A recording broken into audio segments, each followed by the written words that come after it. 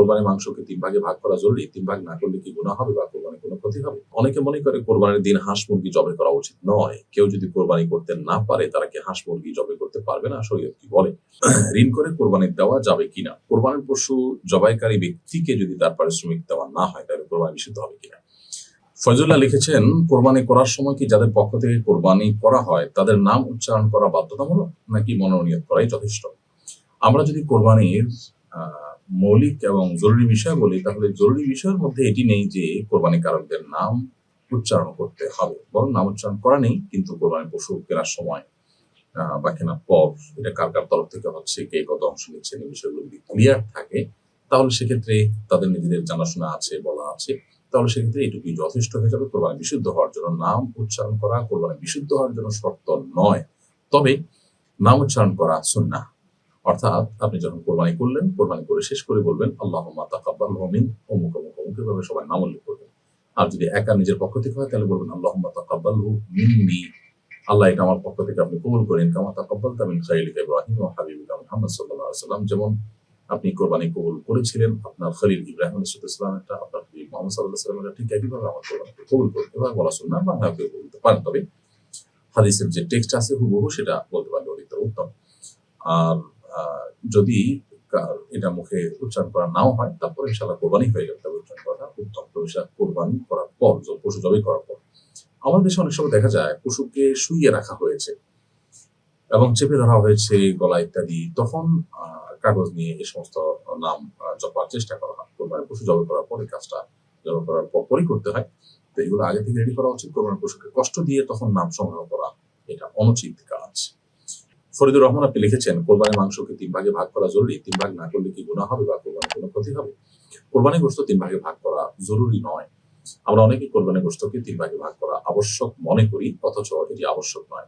আল্লাহ সুবহানাহু ওয়া তাআলা কোরআনে কারীমে আমাদেরকে বলেছেন ফাকুলু মিনহা ওয়া আত'ইমুল কানি'a ওয়াল মু'তাররা, কোরবানির গোশত আমরা নিজেরা খাবো এবং ওদের আত্মীয়স্বজন, পরিচিত বন্ধু-বান্ধবদের মধ্যে শেয়ার করব, এবং গরিব অভাবী মানুষ যারা আছেন তাদের মধ্যে আমরা শেয়ার করব। কিছু মানুষ আছে যারা চাইতে পারে না, তাদেরকে দিব, যারা চায় তাদেরকে দিব, সব ধরনের মানুষকে দিব। তো এইভাবে কয় ভাগে ভাগ করা, 3 ভাগে ভাগ করা এটা মুস্তাহাব। এটা না করলে যে কোরবানি হবে না তা কিন্তু নয়। আর সমান করে ভাগ করতেই হবে এমন কোনো কথা নয়। সমান করে ভাগ করতে পারলে উত্তম।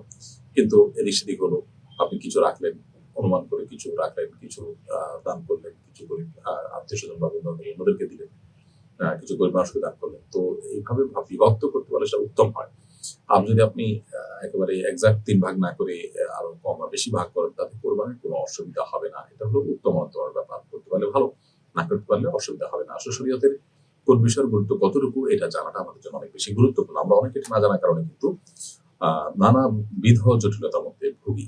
রুহুল আমিন লিখেছেন, অনেকে মনে করে কোরবানির দিন হাঁস মুরগি জবাই করা উচিত নয়। কেউ যদি কোরবানি করতে না পারে তারা কি হাঁস মুরগি জবাই করতে পারবে না? শরীয়ত কি বলে?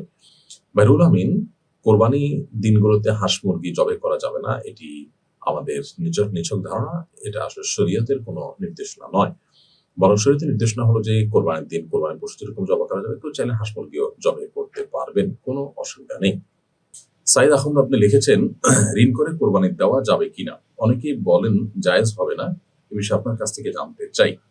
ভাই সাইদ আকন্দ, কোরবানি যদি কেউ ঋণ করে দিতে চান তিনি দিতে পারবেন যদি তার ঋণ পরিশোধ করবার মতো সেরকম ব্যবস্থা, প্ল্যান, পরিকল্পনা থাকে। আর যদি এমন হয় যে তিনি কোরবানির জন্য যে ঋণ নিবেন সে ঋণ আসলে পরিশোধ করার আপাত দৃষ্টিতে তার কোনোই ব্যবস্থা নাই এবং তিনি তা আদায় করার হয়তো সদিচ্ছাও নাই, তো এরকম পরিস্থিতিতে আসলে তার জন্য ঋণ করে কোরবানি দেওয়া জায়েজ নয়।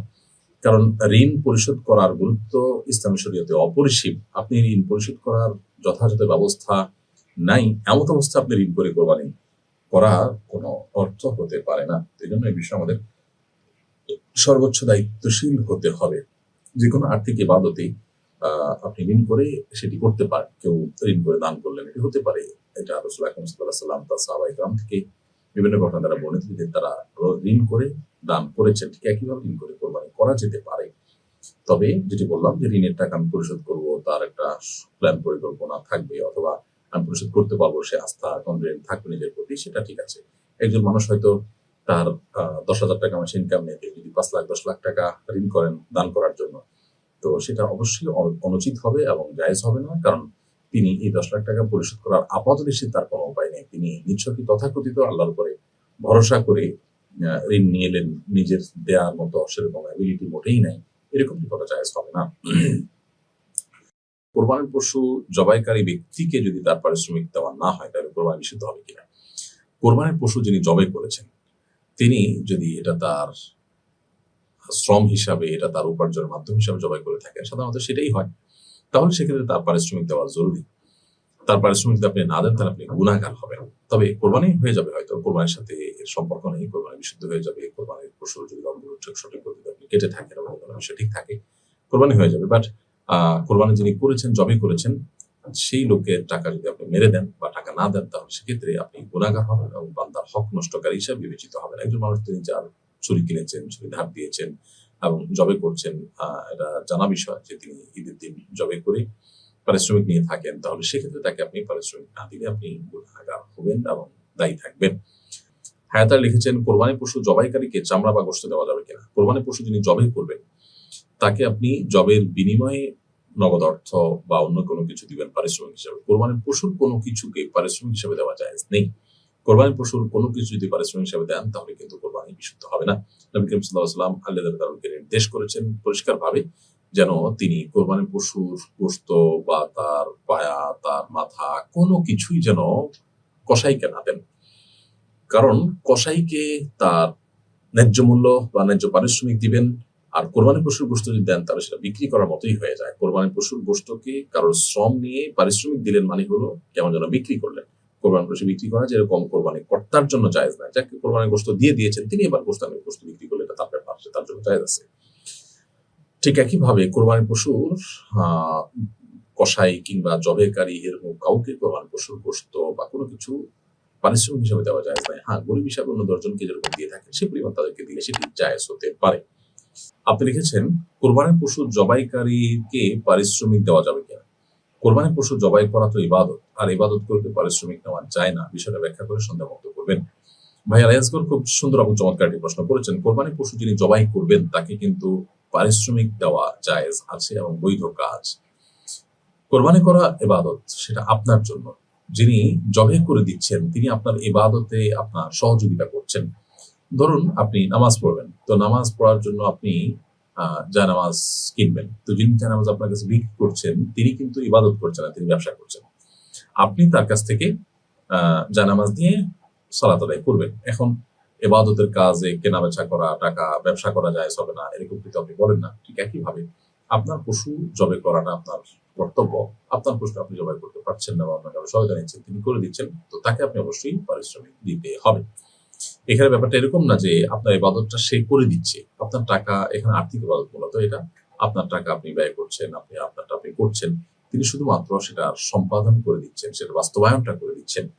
ধরুন মসজিদ নির্মাণ করা একটা ইবাদতের কাজ, এখন আপনি টাকা দিচ্ছেন, আরেকজন সে টাকা দিয়ে বা আপনার কন্ট্রাক্টরি করে আপনার মসজিদটা তৈরি করে দিলেন, তো তার সেই টাকা নেওয়া যেরকম জায়েজ, ঠিক একইভাবে কোরবানির পশু যিনি জবাই করেছেন তার পারিশ্রমিক নেওয়া জায়েজ আছে। তবে কোরবানির পশু যিনি জবাই করেছেন তাকে গরুর কল্লা দেওয়া বা জবাই করেছেন সেই কারণে তাকে কোরবানির পশুর কোনো কিছু দেওয়া না জায়েজ, কারণ পারিশ্রমিক হিসাবে কোরবানির পশুর গোশত বা কোনো কিছু দেওয়া যায় না। তবে তাকে আপনি এমনিতে অন্য গরিব বা অন্য প্রিয়জনদেরকে যেরকম দেন তারই অংশ হিসাবে তাকে যদি দেন তাহলে সেটা জায়েজ হতে পারে।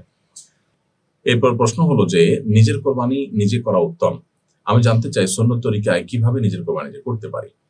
কোরবানি করার নিয়ম কি এটা আমরা অনেকে জানি না, এবং না জানার কারণে আমাদের মধ্যে কোরবানি করতে এক ধরনের হেজিটেশন ফিল করি আমরা।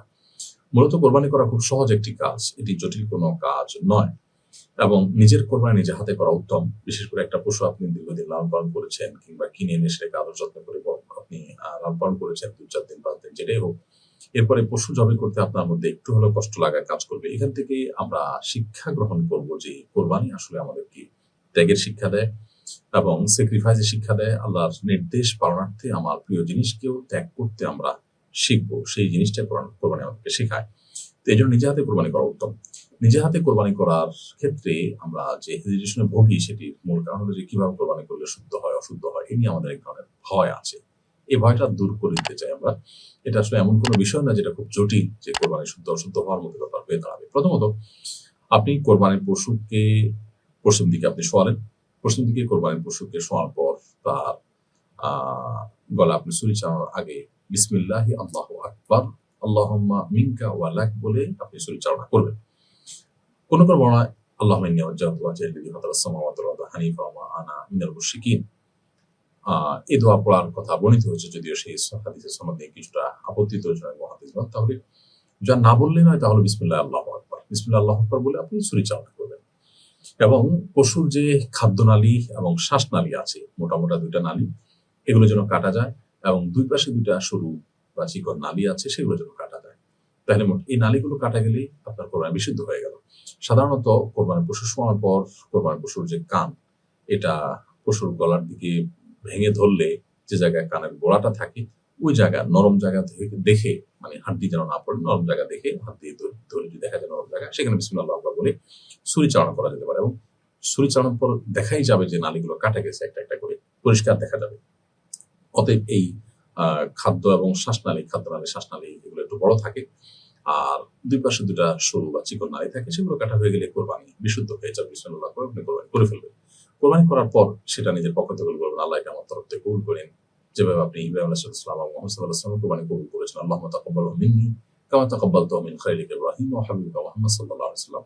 আর অন্য কারোর তরফ থেকে কোরবানি যদি আপনি করে থাকেন, তাহলে জবাই করার পর বলবেন, আল্লাহ এটা আপনি অমুক অমুক অমুকের তরফ থেকে কবুল করে নিন। যদিও এই বলাটা জরুরি নয়, বিসমিল্লাহ আল্লাহু আকবার বলে আপনি পশু জবাই করলেন, শ্বাসনালী, খাদ্যনালী এবং দুটা সরু নালী কাটা গেল, এটাই হলো মূল বিষয়। আপনি মুসলমান হিসাবে আপনি কোরবানি করলেন নিজে, এবং এই নালীগুলো কাটারা নিশ্চিত করলেন, বিসমিল্লাহ বলে জবাই করলেন, যথেষ্ট হয়ে গেল। কোরবানি বিশুদ্ধ হয়ে যাবে এইটুকুর মাধ্যমে ইনশাআল্লাহ তাআলা। অতএব নিজে سبيل الدموع سبيل مريح تنهدى يا صاحي كي تستريح وبث الدعاء الخفي الصريح يسعك الفضاء الرحيم